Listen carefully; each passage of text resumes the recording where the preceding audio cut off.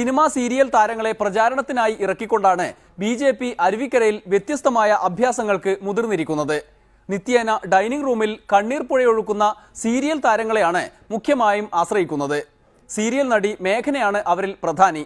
എന്തു പറയണം, എങ്ങനെ പറയണം എന്നൊന്നും അറിയാത്ത പാവമാണെങ്കിലും നരേന്ദ്രമോദിയോടുള്ള ആരാധന നടി വെട്ടിത്തുറന്ന് പറഞ്ഞു കളഞ്ഞു. എന്തായാലും നടിയുടെ വരവിൽ ബിജെപിക്കാർ ആഹ്ലാദ ചിത്തരായി. കടൽ കടന്ന് ഇവൾ വരുന്നതും കാത്ത് ഇവർ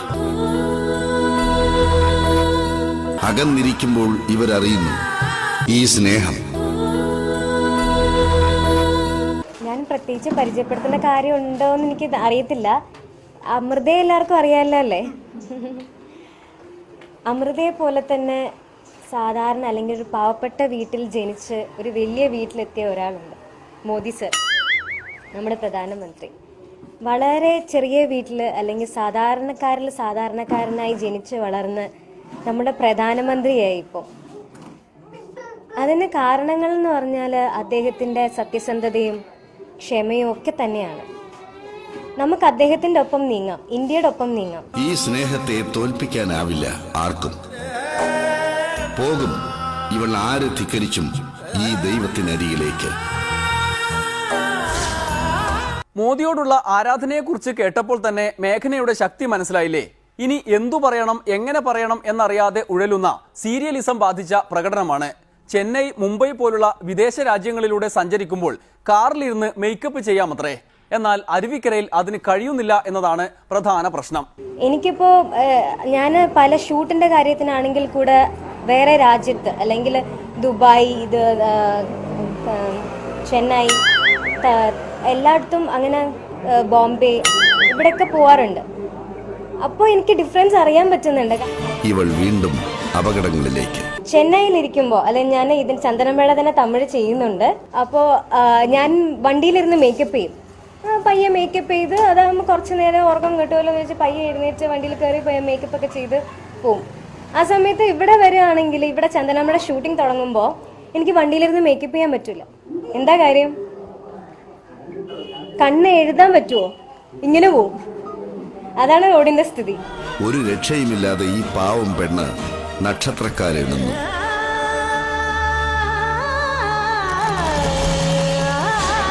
എൻ്റെ ബ്രദേഴ്സ് ഒരുപാട് ദുബായിലുണ്ട്. ഞാൻ ചേട്ടാ നാട്ടിൽ വരുന്നില്ലേ, നാട്ടിൽ നമുക്ക് എന്താ അടിച്ചു പൊളിക്കാലോ എന്നൊക്കെ പറഞ്ഞ് ഇങ്ങനെ സംസാരിക്കുമ്പോൾ അവർ പറയാ ഇവിടെ നിൽക്കണമെന്ന് ആഗ്രഹം ഉണ്ടായിട്ടാണെന്നാണോ മേഘ്ന വിചാരിക്കുന്നത്? അല്ല, ഒരുപാട് ദുഃഖമുണ്ട്. അതൊക്കെ സഹിച്ചിവിടെ നിൽക്കുന്നത് എന്താണെന്ന് വെച്ചാൽ എൻ്റെ ഫാമിലിക്ക് വേണ്ടി. അത് നാട്ടിലെന്താ പ്രശ്നം? നാട്ടിലെ ജോലിയില്ലേ, നാട്ടിൽ പൈസ കിട്ടത്തില്ലേ, ജീവിക്കാൻ പറ്റില്ലേ? ഇല്ല, അൺഎംപ്ലോയ്മെന്റ്. നാട്ടിലെ അൺഎംപ്ലോയ്മെന്റ് എന്താ പ്രശ്നം? 100% ലിറ്ററസി ആയത് നമ്മളുടെ തെറ്റാ? അല്ല. ഇവിടെ അൺഎംപ്ലോയ്മെന്റ് ഇല്ലായിരുന്നെങ്കിൽ എൻ്റെ ബ്രദേഴ്സും സിസ്റ്റേഴ്സും എല്ലാം എൻ്റെ ഒപ്പം ഉണ്ടാവുമായിരുന്നില്ലേ? സോ നാടിന്റെ പുരോഗതിയാണ് ഞാൻ ആഗ്രഹിക്കുന്നത്. കണ്ണുവെച്ചോ ഇവളെ ആരെങ്കിലും? നനച്ചിരിക്കാതെ ആ ദുരന്തം കടന്നു വരുന്നു. സോ നമുക്ക് ഇന്ത്യയുടെ ഒപ്പം നീങ്ങണം. ഒരു മാറ്റം വേണ്ടേ ഇതിനൊക്കെ? അതുകൊണ്ട് ഇന്ത്യയുടെ ഒപ്പം നീങ്ങണം. എനിക്കൊരു സ്വപ്നം എന്ന് പറഞ്ഞു കഴിഞ്ഞാൽ എൻ്റെ സ്വപ്നം ഒരു നല്ലൊരു ഇതേപോലെയുള്ളൊരു രാജ്യം, അതിൽ ഒരു പുരോഗതിയുള്ളൊരു രാജ്യം, ഇന്ത്യയുടെ ഒപ്പം നീങ്ങുന്ന ഒരു രാജ്യം. അതാണ് എൻ്റെ സ്വപ്നം. വട്ടാണല്ലേ? എന്നോട് ഒരുപാട് പേര് ഇങ്ങനെ ചോദിക്കുന്നു, അതെന്താ?